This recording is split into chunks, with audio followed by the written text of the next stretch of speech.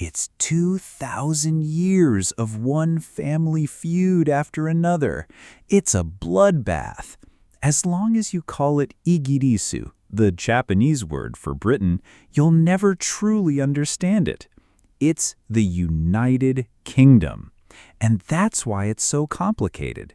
Britain isn't just one country, and its very name is filled with a long history of conflict. That's the heart of it. Hey everyone, Atsuhiko Nakata here. All right, let's dive right in. Welcome to A Big Class, The History of Britain, the British Empire. Thank you. When you talk about Britain in world history, it feels like almost everything is what's left of something the British did. You find yourself saying, "Oh, this is Britain's fault, isn't it?" Or, "And we have Britain to thank for this." It happens all the time, right? Not long ago, I did a quick overview of American history. I talked about how, even though it's only 250 years long, it's incredibly full of stuff. I uploaded that video based on this book series, and next up was this one, British History in One Book. It's about the same thickness as the American history one, so I thought, all right, let's give this a shot. It was hell. Seriously, it's way tougher than you'd think. You can't put American and British history in the same group. Why? Because America has 250 years, but Britain has over 2,000 years of shocking history. And let me tell you one thing, it is a bloodbath. For real, this stuff is insanely difficult. Here's why. In British history, groups of people are constantly being replaced, and inside Britain itself, there are all these different lands. They're constantly taking over and being taken over, swapping places, getting attacked. And just when you think things have finally settled down, a new political power fight erupts inside the royal family. The fighting is just non-stop and bloody. You know how they have King so-and-so, the first, the second, the third. Well, one king would grab power, and boom, he'd be killed almost right away, leading to more trouble. It's 2,000 years of one bloody family drama after another. That's why, for today, I've decided not to write down a single one of their names. Seriously, I've barely written down any of the king something the whatever guys. That's how fast they change. So, what do I want to teach you today? When we think of Britain, we usually focus on its rise to world fame after the Industrial Revolution, which we've covered in modern history. We get that part. But what about before that? How did Britain even come to be?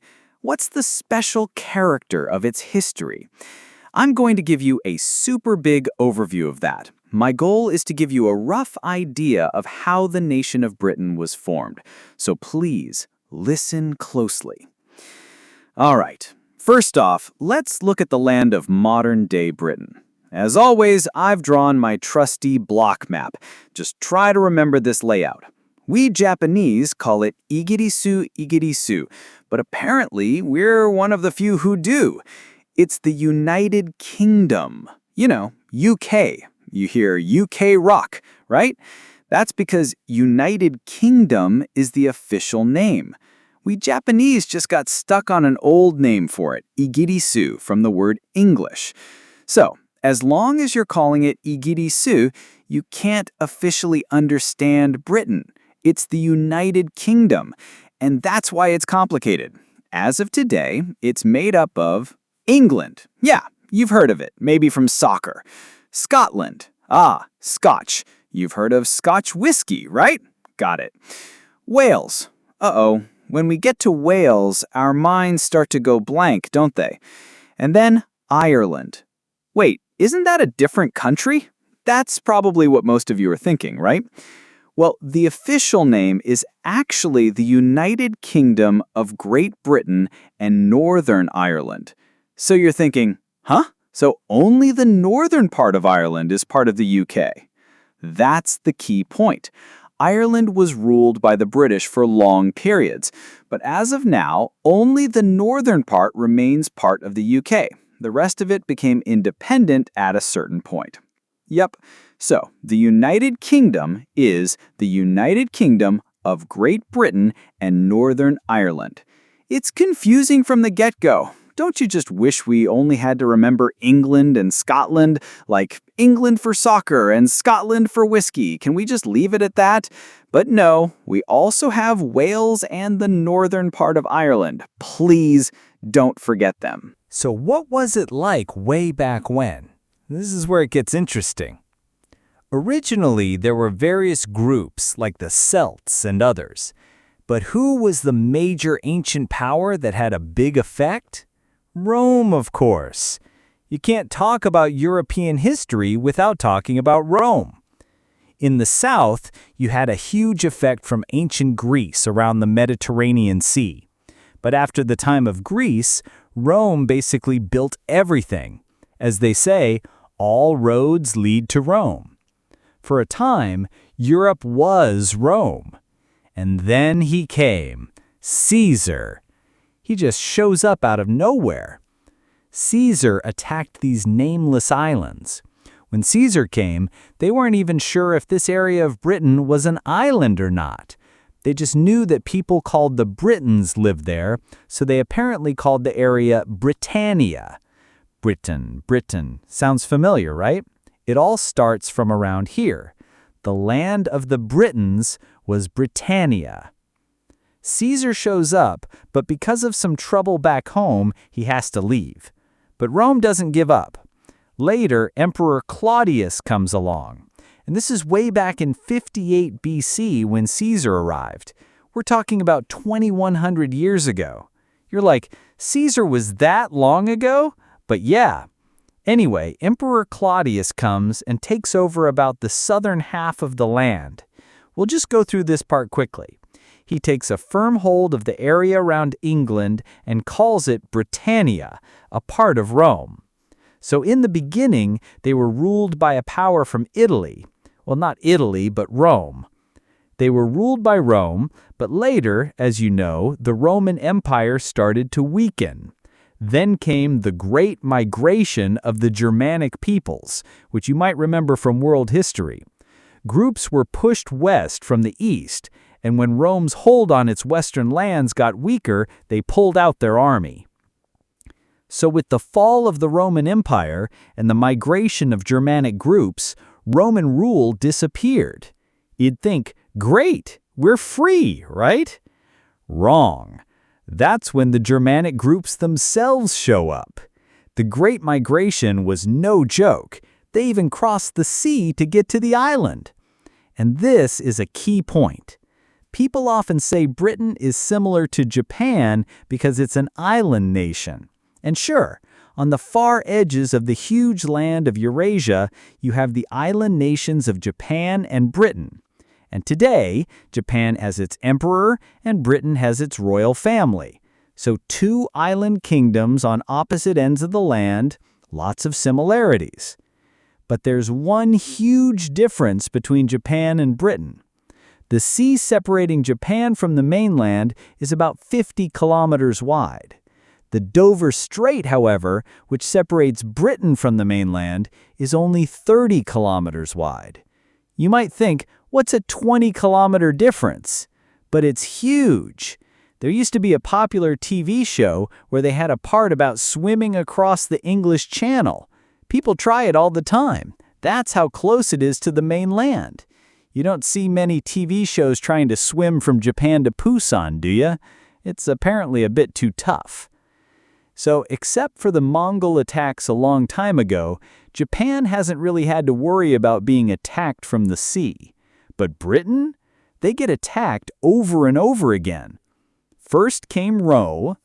Under Roman rule, they started a major city called Londinium, which meant fort in the marsh. This later became London. So the location of London was seen as a very good spot even back then. Okay, so Rome leaves and the Germanic peoples arrive. These groups, like the Angles and the Saxons, are known together as the Anglo-Saxons. You've probably heard that term. They came over and started 7 kingdoms right around the area of England. The original people, the Britons, were pushed over into the area of Wales. This created a sharp cultural split between the Britons and the Germanic people. So, the Welsh have always carried this feeling of being pushed aside. And from this point on, British history is almost all about England. England is the main character, but Scotland is always fighting back, the eternal rival. And Wales? They're the ones who are always pushed away. They've been pushed away for so long that they've sort of given up, like, all right, whatever, do what you want. And then there's Ireland. You know the flag of the United Kingdom, the Union Jack, right? It's pretty cool, right? That flag is a mix of England's flag, a red cross on a white background, Scotland's flag, a white X on a blue background, and Ireland's flag, a red X on a white background. They were all joined together, but Wales isn't in there. Why? Because they were taken over so early that they weren't even part of the joining talk. They'd been attached to England for a very long time. Okay, and from the time of the 7 Anglo-Saxon kingdoms, things get wild. I mean, the fights within these 7 kingdoms alone could fill a book. They were constantly fighting each other. Just when one kingdom would think, yeah, we won, the whole situation would change. It's during this time of the 7 kingdoms that the story of Lady Godiva appears. You know Godiva, the famous chocolate brand, right? What's that all about? Well, Lady Godiva was the wife of a lord in one of these 7 kingdoms. So what's the story? Her husband, the lord, was putting unbelievably high taxes on his people. More taxes! Give me more! The people were suffering. Lady Godiva, being a good wife, stood up for the people. She told him, "My dear, you must stop raising the taxes." When she begged him to lower the taxes, her husband, the lord, said, "Oh, you're going to talk big, are you? Are you really serious, or are you just trying to look good? Do you really care about the people?" "Of course I do," she said. "All right then," he said. "If you ride through town on a horse with no clothes on, I'll do as you say." Think about the Godiva logo. It's a woman on a horse. She said, "I accept," took off her clothes, and rode a horse through the entire town. She threw away her own shame to protect the people of the land. That heroic woman is the name and logo of the Godiva Company. And the story goes that when the townspeople heard she was going to ride with no clothes through the streets, they were so moved. "We can't look. It would be disrespectful to look at her in such a state after what she's doing for us." So everyone closed their shutters and looked away. But one guy, a man named Tom, couldn't stop himself and took a look. And that's where the story of Peeping Tom comes from. All of this happened during the time of the 7 kingdoms, a long, long time ago. And what about the Britons who were pushed into Wales? They have their own stories. To get over their feeling of being pushed down, they created the tale of King Arthur. Lancelot, the Knights of the Round Table. You're thinking, yeah, I've heard of that, some kind of European legend. Well, the story of King Arthur and his knights is actually a story of the Britons who ran away to Wales. I see. So you see, Caesar, King Arthur, Lady Godiva, Britannia, Londinium, these are all names you kinda know. So Roman power disappeared, and the 7 Anglo-Saxon kingdoms were formed. They called this area Angloland, which is the origin of the name England. This is why people who aren't Anglo-Saxon, like the Scots or the Welsh, don't particularly like it when people use English or England to talk about all of Britain, because the name comes from a specific group of people. This national feeling, this feeling of, hey, please don't call us that, was born right here. See, understanding this little detail is very important to understanding how Britain was formed and the quiet tensions inside it. Britain isn't one country, and its name is filled with a history of conflict. That's the key. Pretty interesting, right? But then things get really crazy. These 7 kingdoms slowly start to join together through, you guessed it, more political plans. A powerful kingdom appears and is about to declare, "Hooray! We've joined the land!" And just then, here come the Vikings. Yes, that Macbeth. Much later, during the rule of Queen Elizabeth I, culture grew in England and Shakespeare appeared. His famous play Macbeth is set in this very time, the time when England was being pulled into a northern empire and Scotland was fighting over its throne. In Shakespeare's play, Macbeth becomes king and is almost right away killed by a prince. But in reality, he was actually a pretty good king and ruled for nearly 20 years. He was a skilled ruler. But he was eventually beaten by a prince who returned to take back the throne. Shakespeare based his play on these historical events. Why was Shakespeare's play such a big hit?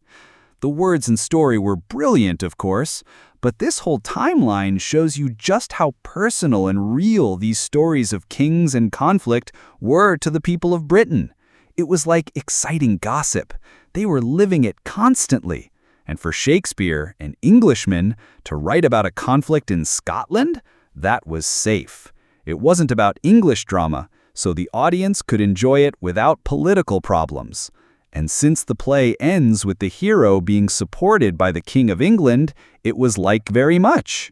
Shakespeare was a genius at handling the political situation, creating amazing stories that also pleased the people in power. So, back to the Norman conquest.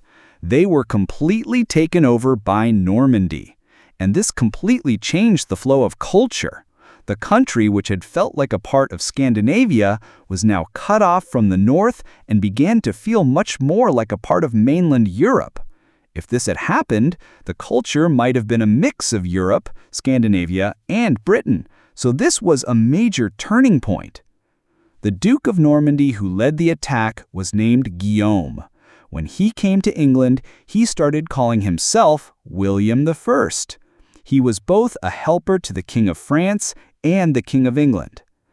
It's a constant stream of this stuff, so honestly, just forget the names. The William I's and the double roles aren't the point. But what the Normans brought from the French mainland was very important. They started creating a land registry to collect taxes more effectively.